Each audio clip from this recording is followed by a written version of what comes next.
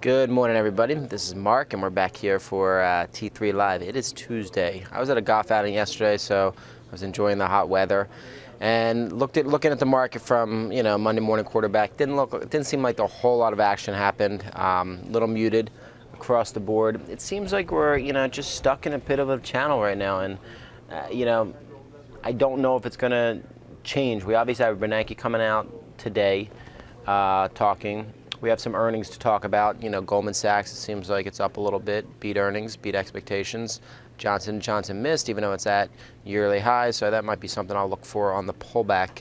A few other plays that came out, a new issue, BNNY, which really has taken off, had a secondary, so something to keep an eye on. From a technical point of view, I'm not seeing a whole lot for me to get excited about. I'm seeing some stuff that it just looks like it's done at this point in time. GMCR broke it's a teenager now. Once these things become teenagers, they usually stay there. So just be careful with that, using 20 as resistance if you are short at this point in time.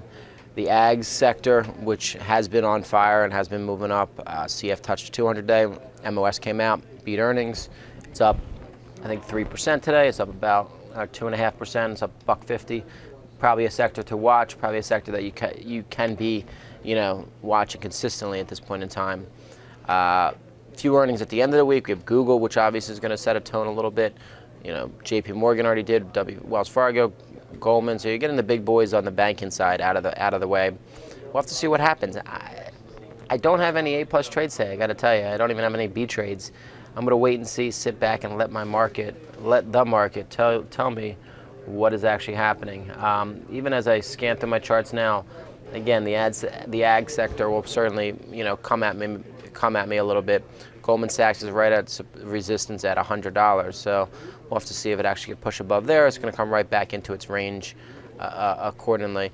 And certainly, you have the Apple, which is next week, I believe, the 24th, which, it might waffle around this area for a little while. I don't think it's going to, make the push to new highs at this point in time. It's going to wait to earnings, one way or another, and so that's going to set the tone, of course. Amazon, same type of trade, and some of them I'm surprised haven't rallied as much yet. I got to say, Priceline, I thought would rally a little bit more, at this point in time, but we know Kayak is coming out as an IPO this week, so we definitely have a lot of information, a lot of news coming out, a lot of earnings coming out. I think it's just our job to stay on top of it and really just keep us on our toes. I'm sitting back and waiting for a trade to happen. I didn't come in with any sort of big conviction either way after Friday's action. And now I'm just, going to wait. Netflix is still on my radar, certainly. CMG is still on my radar. But radar doesn't mean I'm going to execute on a trade today or going to act on it. It just means I'm watching it. So, wish I could give you a little bit more, but again, you don't want to, fit a round circle into a square hole, a square circle into a round hole, whatever. You understand the analogy. It was bad, but I will talk to you all later. Have a good day and good luck.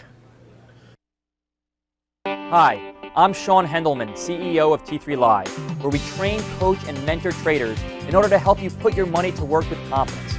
The T3 Live approach is a blueprint for you to recognize, adapt, and ultimately take advantage of different market conditions. To begin your training with T3 Live, we would like to offer you the opportunity to enroll in our free 30-day online home study course. Fill in your name and email address, and I'll see you on the other side.